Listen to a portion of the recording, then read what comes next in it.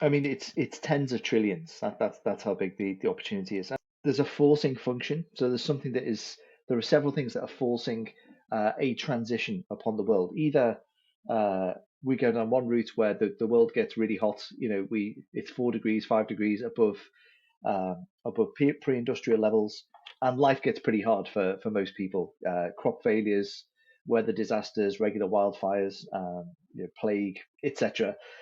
Or we pull it off. We pull off the transition, and we manage to move to a world where we live in a way that is kind of more in harmony with how we're supposed to be living. Hey everyone, this is Prashant and I'll be your host of the VC10X podcast. And today we have Peet Denny with us. Pete is a founding partner at ClimateVC, where they are investing in early stage startups that will drive material decarbonization of the economy and day to day life through both their fund and syndicate. The climate crisis is one of the greatest threats mankind has ever faced, but it is also one of the greatest opportunities to reshape a civilization. In this episode, we talk about how big is the climate opportunity, why more founders should build in the climate space, subsectors within climate, carbon credit market, and the major question facing us. Will we get there in time? So without wasting any time, let's dive straight in. Hey Pete, how you doing? Hey, how's it going? Nice to be here. It's going great, and so good to have you. And I've been pretty excited about the entire climate ecosystem. Even did a mini research on this thing that has now just suddenly cropped up. That okay, this big thing is now like maybe 5 or 10 years back, nobody was even aware that this is going to be an industry that people are going to be investing in. But before we get into that, I want to talk to you about your story, how you started investing, and how you got into climate investing through Climate VC. Okay.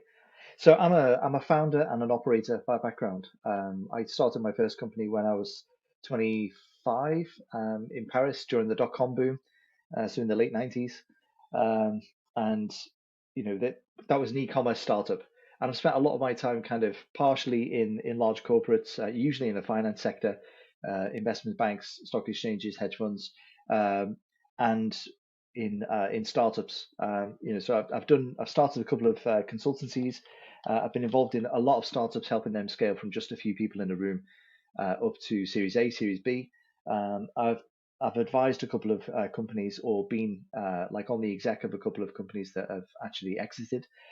Um, and it's only kind of later in life when I discovered, how urgent the climate emergency is that I realized I need to stop doing all of that and start focusing full time on fighting the climate emergency.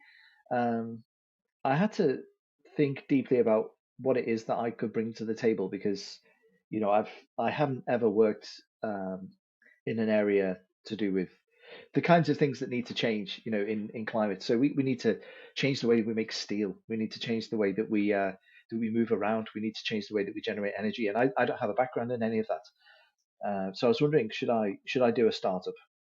And I spent maybe 6 months exploring where is the best fit for me. And then I realized, hang on a minute, I know a lot about startups, having worked in a few, advised a lot. I know quite a bit about money, having worked around money my whole life. Maybe I should do a fund. Um, and so that was the genesis of this idea. I had no idea how to do a fund at all. So we spent about a year learning that, setting up, getting regulated, and then we actually launched officially about a year ago. Yeah, voila.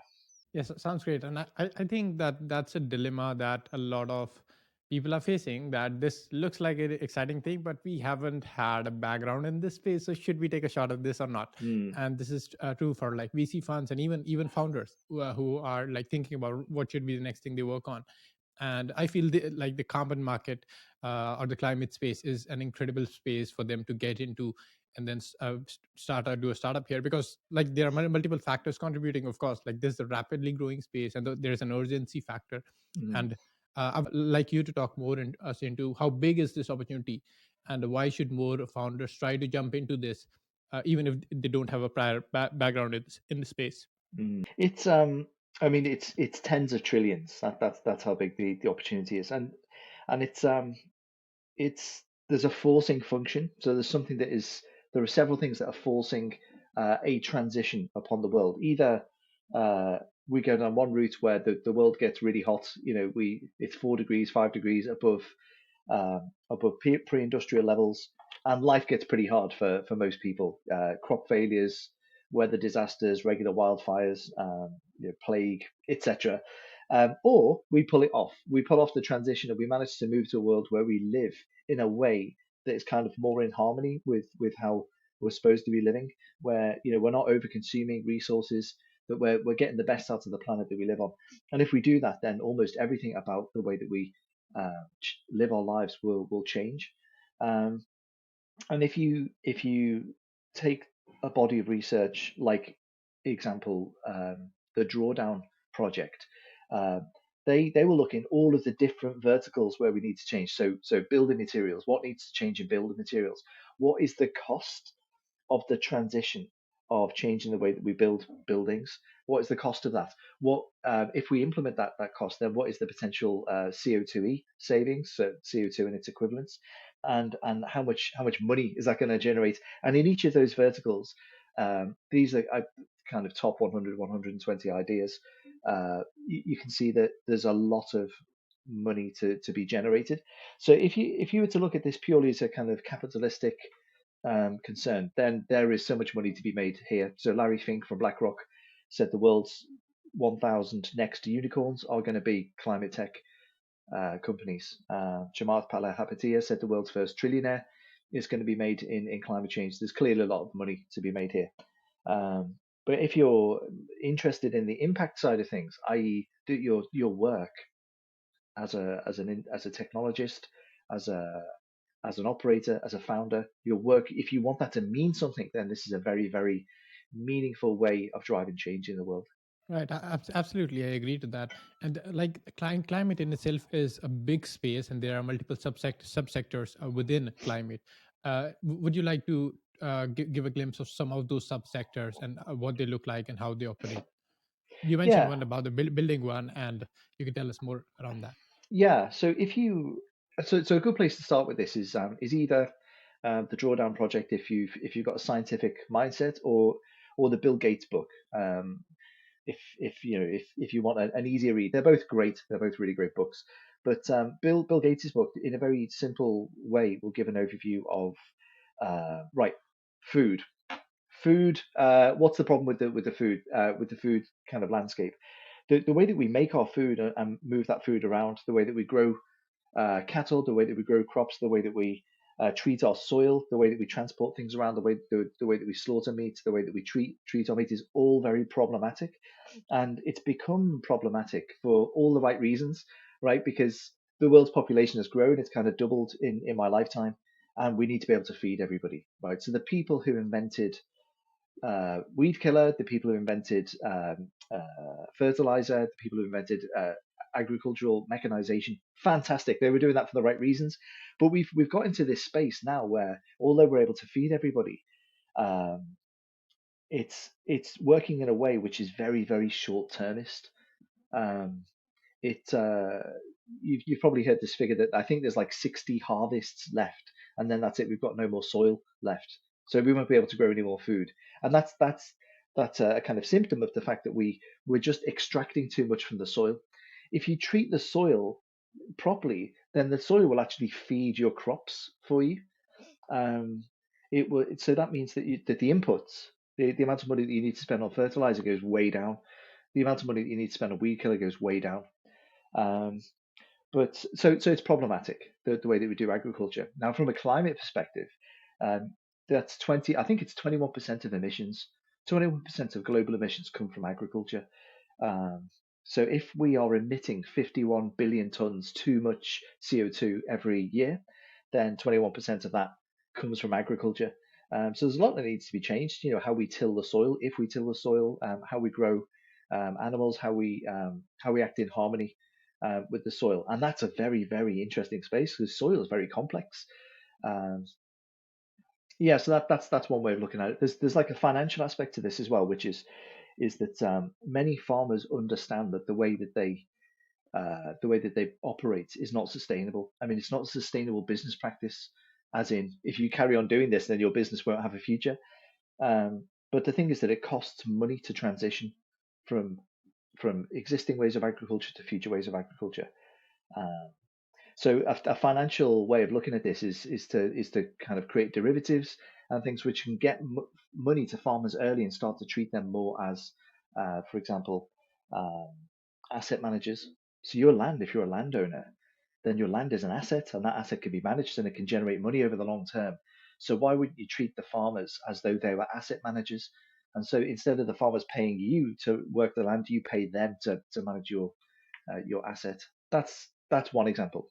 Yeah, yeah, and that's very interesting and somewhat kind of similar to what the carbon credits market is trying to do. I believe that you're kind of incentivizing farmers to take on these practices, protect those farms, and not give up their farms essentially to for industrialization purposes. Mm, So I think this is kind of a reverse industrialization kind of a thing that's starting to happen because of this carbon credits market, where companies like they're basically these restrictions on company. You cannot emit more than these limits of carbon, and if you go over that limit, then you need to purchase those carbon credits from others who haven't spent those, or from the market. So what's your take on that? Do you think that can help us like solve this on the agriculture front, that afforestation can start to happen because of this incentivizing thing that's in place? yeah. If that system, I mean, that system's not perfect, but if it works well, then it should do two things. One is it should um, it should provide funding for people who want to make the transition. And the second thing is it should make life more and more uncomfortable for people who remain where they are. Um, so an airline, for example, that is pumping out burning a lot of jet fuel. Um, this should start to introduce pressures for them to find new ways of cutting costs. And you've maybe heard of like if you reduce the thickness of packaging on planes, or if you make the seats lighter, or even if you give people two napkins instead of four napkins, that across your whole fleet, who are flying hundreds of thousands of miles every year, that can make a significant difference. But we really need more fundamental change than that. People need to fly less. Airlines need to find ways of burning, of emitting less CO2. So if the carbon credit system is working well, then those are the behaviors that it should promote. It's problematic at the moment because I think um, it can be seen as a source of greenwashing, where people are just kind of paying what they see as like, oh, it's a fine or it's a fee, um, and we're happy to accept it. Like if your child's play group doesn't want you to be late for picking up your child, and they say, listen, if you are late, we're going to charge you $10 every time you're late. Some parents might think, $10, that's so cheap. Okay, great, I can pick up my child an hour later and not feel bad about it because I just spent $10. Uh, the carbon credit system doesn't work if people start to see it like that. So the price of carbon needs to go up for it to work properly. Which means if you're in a space that is selling carbon credits, great, the price of your output is going up. A much more interesting space, I think, and one which is I see kind of healthier and promoting uh, the right kind of behaviors is what they call the removals market. And there are some people who say, listen, let's stop using the word carbon credit, let's stop using the word offset, let's use the word removal instead, because it's just a fact of life, isn't it, that if we decarbonize the whole economy right now, there'd still be 150 years worth of CO2 and its equivalent in the atmosphere that we need to remove. So anything in that space, anything that is able to take CO2 out of the air and store it away somewhere, or convert it to a usage, is super interesting and very big business. Right, right. Yeah, that's a great perspective on that. And like in the carbon market, you can actually, or in the climate space, you can see actually two type of solutions that are coming up.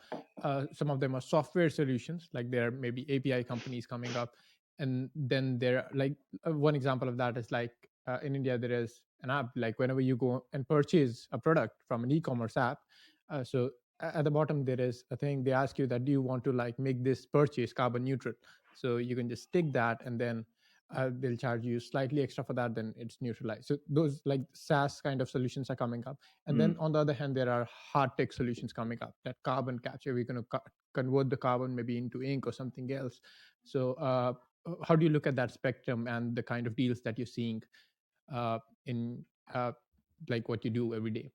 We see a lot of stuff in the software side of things. We as a fund are not so interested in things on the software side. that's our preference. There are other climate funds who specialize in the software side of things.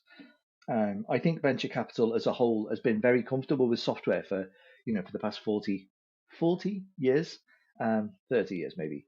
And so it's kind of a natural extension. It's natural for us to look at software plays and see, listen, they're very low margin. We can see that they scale really quickly. We understand how to reason about them. Um, it's not hard to find funding for software plays, and it's for those reasons that we don't do that much software, because we want the work that we do to be additional. We want to show up where other people aren't showing up. Um, you spoke about products where they measure the impact of an effect that you're having. So a product that you're purchasing, a trip that you're going on, and they allow you to offset it. Um, it's true. There's a lot of stuff in that space, but I don't think that's driving the right behaviors. That's the voluntary carbon market, isn't it? Where people can choose the minority of people who A can afford to do something about it, and B who are motivated to do something about it. They're in the minority. Um, and I think what we want to do is actually try to drive behavioral change. So when I can't remember his name now. I wish I could. But when there was a guy, an MMA fighter from the UK, who got injured, and he wanted to know, how can I heal my leg faster. So he did a whole bunch of research into nutrition, and he discovered plant-based diets, um, and it helped him recover very quickly because of the inflammatory effect of eating meat. This is his argument. So he made this big documentary out, which had Jackie Chan and Arnold Schwarzenegger and James Cameron and everybody involved with it.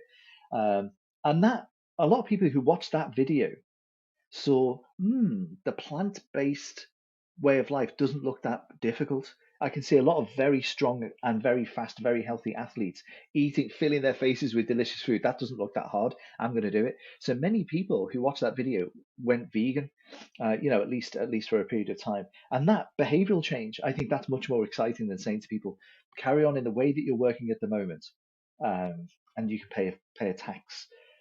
So we're very excited about anything that can drive behavioral change, although we admit, we recognize that that's harder to do.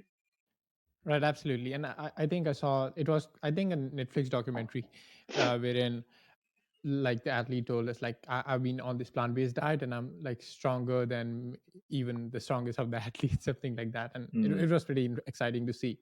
Was that And the Game yeah, Changers documentary?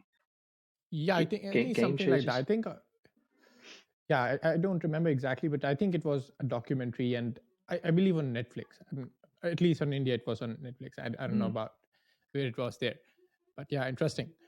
So, but talking about this aspect wherein you're trying to drive behavioral change, and a big aspect of that is spreading awareness, because I believe that majority of the people, maybe even more than 95% people, are not aware that their actions are actually having an impact on the climate, Mm. right? Mm. How do we solve that problem, to like get to the people, tell them that maybe purchasing all these goods because you can is actually harming the environment, and maybe even shortening our lives, Mm. right? And we are doing that at scale, like everyone is doing it. Yeah. Yeah. I don't know how to solve it.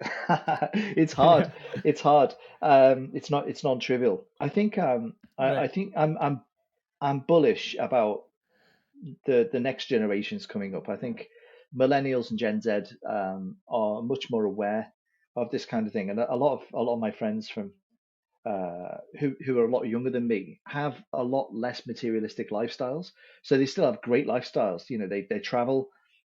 They spend a lot of time with friends. They do with friends. They do interesting sports. They've got a lot of art and culture in their lives, but they don't. They're not very accumulative, as people have aspired to be in the past. So I think that's a slow way of doing it. Educating your kids, it's a slow way of doing it. Obviously, having working with celebrities is helping. So Robert Downey Jr., the real life Iron Man, although they say that's Elon Musk, don't they? But Robert Downey Jr. is part of a fund a bit like mine in the States, and so that is obviously helping to raise awareness. I mean, it's partially the media's job, it's the government's job, it's the parents' job, it's the job of teachers. Um, I don't know, to raise awareness. I think what industry can do, what startups can do, is to offer people a useful alternative, an alternative which is better. It's clearly better, and maybe it's 10 times better, and it's also better for the environment. So in the way that Tesla um, made an electric car, which was voted by a lot of publications the best car in the world, right? So I think that's what you need. You need a car which is exceptional. And now the Ford F-150, there's an electric version of that. The most popular car in America, there's an electric version of that, and it's going to be glorious. And I think that could only really happen because some brave soul somewhere spent 10 years, maybe 12 years, hundreds of millions of dollars producing a product which was 10 times better than the alternative and better for the planet. So I think that's, you're asking earlier, what's the opportunity for founders? That's the opportunity, because in agriculture, in construction, in materials, in fashion, in food, in forestry, in all of these areas, in generating energy, um, in medicine, there's a requirement for the world to do something different. So can you, as a founder, create something which is 10 times better than the alternative in one of those spaces? Right, right, absolutely. Yeah, that needs to be done. And talking about the investment side of things, so while these pitches are coming to you, on what basis are you evaluating these startup pitches? Like, what all things do you look for in a company while thinking that can this be a big business or not? The the fundamental thing we look for is size of impact. We look for companies that we think can get to 10 megatons a year or more. Um, as we said earlier, the price of carbon is going up like this, is going up kind of almost exponentially. Um, and so anybody who's doing anything in the carbon space, there is going to be a lot of money in that space. So we tend to think that impact drives returns. And so if a company is able to get to 10 megatons a year, then that will be a very, very successful business, because that's a lot. Um, that's like negating the impact of 1 million people in the UK. In India, where probably everybody's carbon footprint is lower, in India, it's maybe 10 million, I don't know, 6 million perhaps. So it's a lot, it's huge. That's the first thing that we look for. We look for, do we believe that this company could get to a very large scale of impact? If they do, if we've got a gut feeling that we think that they could, and the founders look like they're motivated to make that happen, then we take a closer look. And then we look at whatever normal seed stage VCs look for, which is the size of the market enormous, which it would need to be in order for them to get to 10 megatons? And do we believe that this founding team are going to be able to nail that? Um, I mean, that's typically what early stage founders look for. Size of the early stage VCs, is the size of the opportunity enormous, and do we believe that this is the team that can attack that? Then, of course, we look for things like, do we feel that this company is going to have a moat? Is it going to have something surrounding it, protecting it from competition? And that might be that they're first to market and they're moving very fast. It might be that they've got patents. It might be that they've got some kind of know-how that it would be very difficult for other people to come by. So e.g., they've just done a PhD in the subject, or they've just finished working at an organization which is one of the only ones in the world to be doing this. Um, yeah, some kind of motive, but it's mainly size of the opportunity, and how awesome the founders are. And when in the buckets of how awesome are the founders, um, we're trying to be more metric driven about that. And we look at things like, um, what's your network like? Right. So as a founder, you want to do this thing. If you've got a really great network in this space, have you got grit? When you have you got lots of energy and fight and drive. And if you suffer knocks, because as a founder you're going to suffer many knocks, and you're going to psychologically, internally as well as externally, going to suffer a lot. It's very hard being a founder.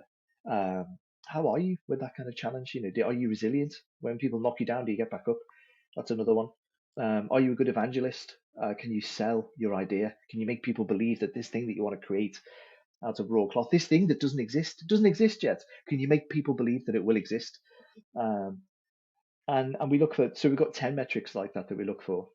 And we look for that. They don't all need to be present in one founder, but if within the founding team you score quite highly on those metrics, then that's a good sign. Right. Yeah, like it's good to hear that. And like early stage investing is a lot about the founding team and how good they are. And I love that you have like dedicated focus on that aspect of while you're investing. Amazing. Yeah. And talking about diligencing these opportunities. So, since some of these can be like really technical startups, right? And you might not always have the kind of expertise to diligence these companies, and are they doing what they say or they claim that they are doing? So, how do you then go about diligencing these startups? There's there's two sides to this.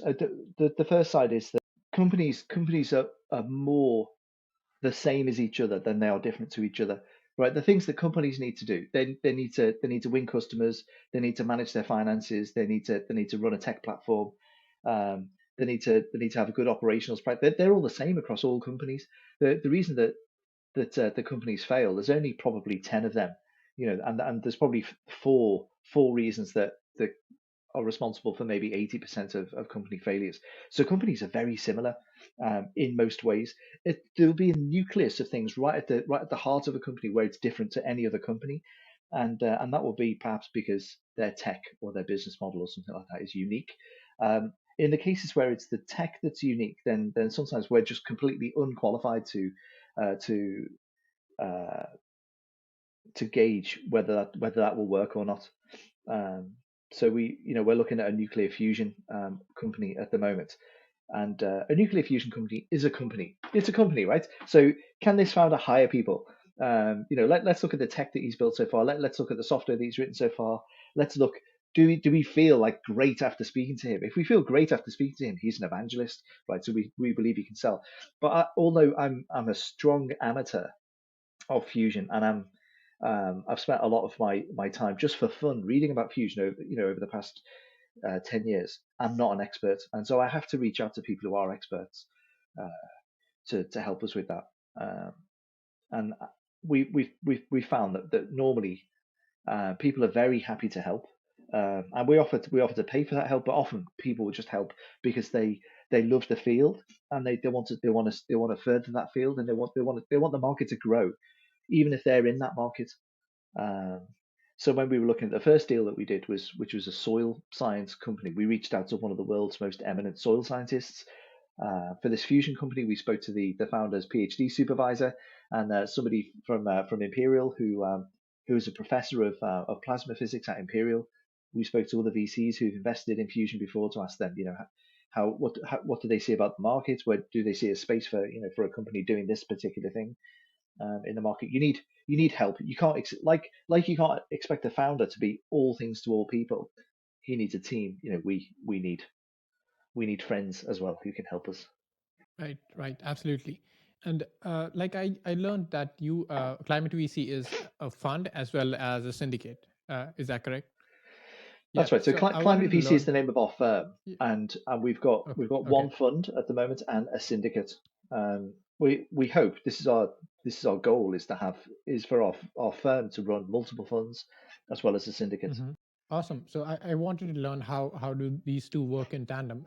Do they ever collide for deal flow or something like that? How does the order of like once a deal comes in, who sees it first, and things like that? So the reason the syndicate came about is because syndicates are very easy to do in the UK. It's very hard to set up a venture capital firm, but it's easy to do syndicate investing. And the reason it came about is because as I speak to high net worth individuals to raise money for the fund, um, maybe a quarter of the people that I spoke to who liked what we were doing said, "Listen, I just don't invest in funds. I'm an angel investor. I love investing in companies. That's why I get out of bed in the morning. Investing in companies as an angel investor is super fun. So I get where they're coming from. They want to have like a direct connection to the company. So some people would just say, listen, thematically, I don't enjoy investing in funds. So I started asking people, well, if we find companies that we really like, do you want to hear about them? And because most people say yes to that question, quite quickly we ended up with a list of a lot of interested parties. And more recently, we've started to kind of ask, collect data on specifically what kinds of things people are after.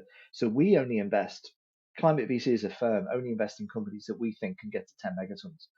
Um, but our but our angels have got more specific requirements. So some of them really like energy, some of them really like agriculture, some of them really like transport, some of them like software, some of them like hardware.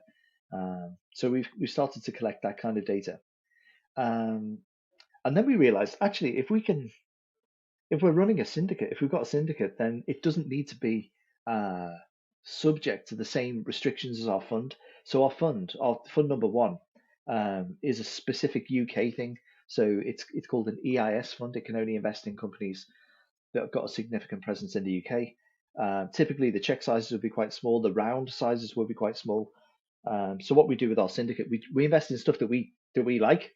That so we invest in fun stuff. So sometimes that stuff won't fit the thesis of the fund. Um, so recently we invested in a company called Undo, which is they do enhanced weathering, which is a way of speeding up this process that normally takes tens of thousands of years and getting that to happen very quickly, over a few months. Um, and it's way too big for my fund. My fund invests in pre-seed, first check-in kind of checks, whereas this company is already very successful. But me and a few of my friends, we wanted to invest in this, so we ran a syndicate for it. That's how it came about. And what we'll tend to use it for is stuff that's completely out of scope for one of our funds or for follow-on. So we've strongly got the vibe that for our second fund, we will do the same as we do for our first fund, which is we spend the whole fund. So what a lot of venture capital firms do is if they raise 100 million, they will take 50 or 60 million and set it to one side, and they will spend 50 or 40 million.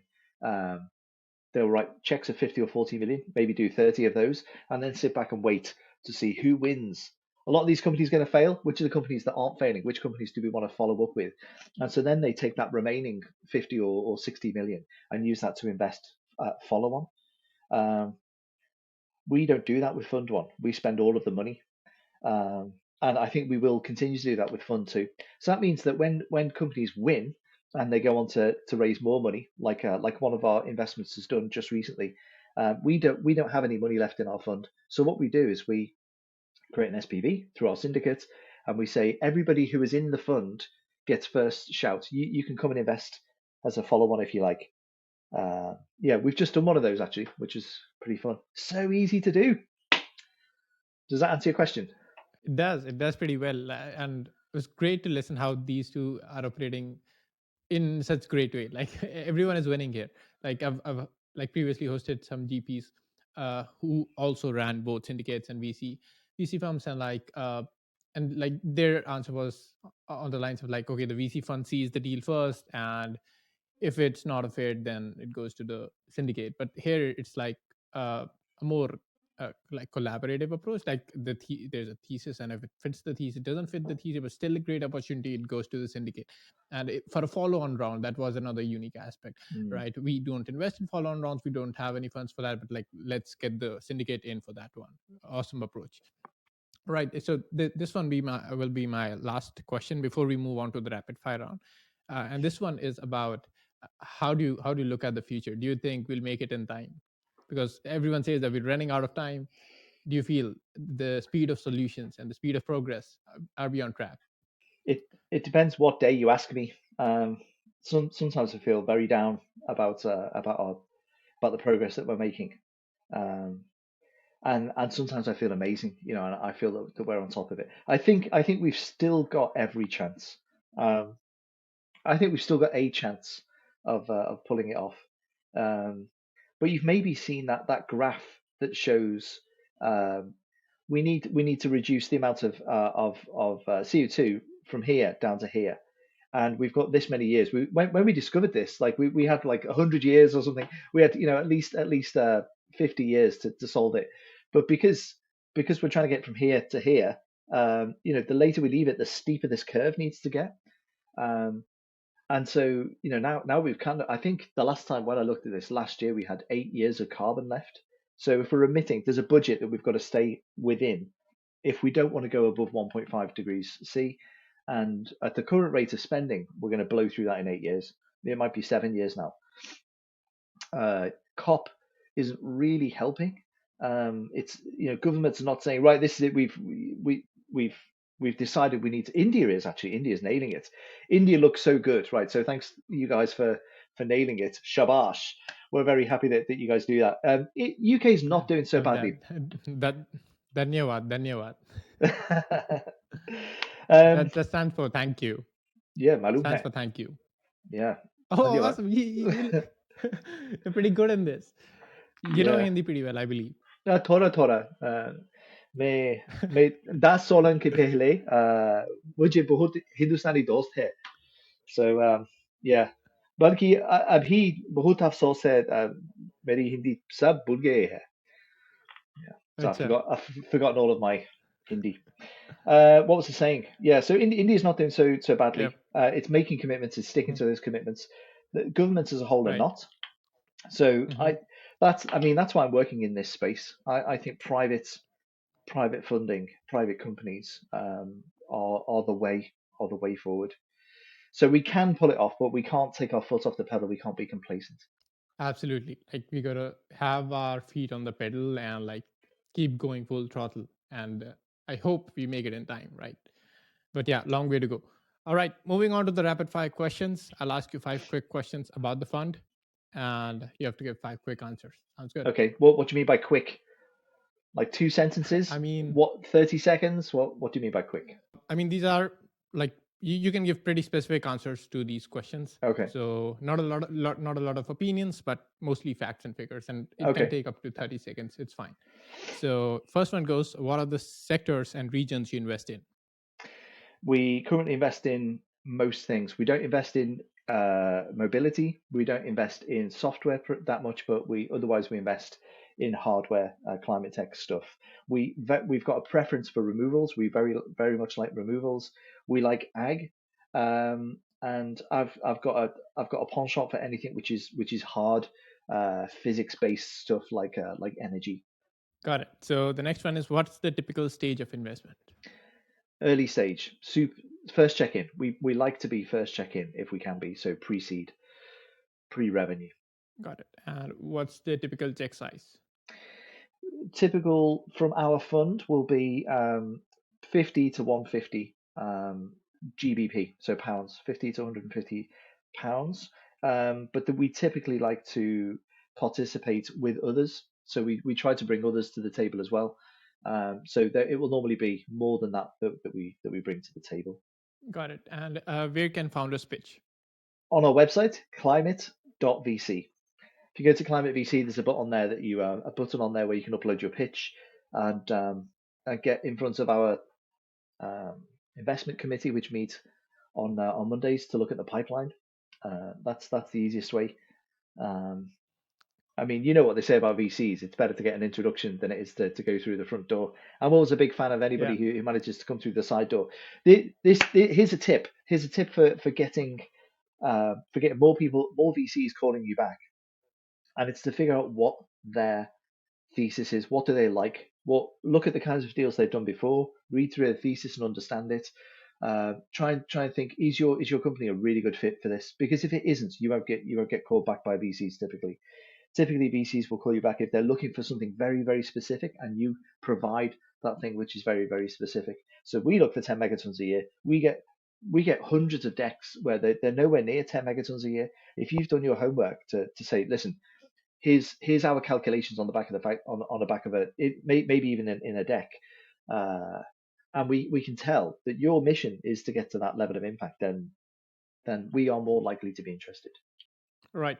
Yeah, that's great advice for any founder that's listening. So the last question is on the rapid fire.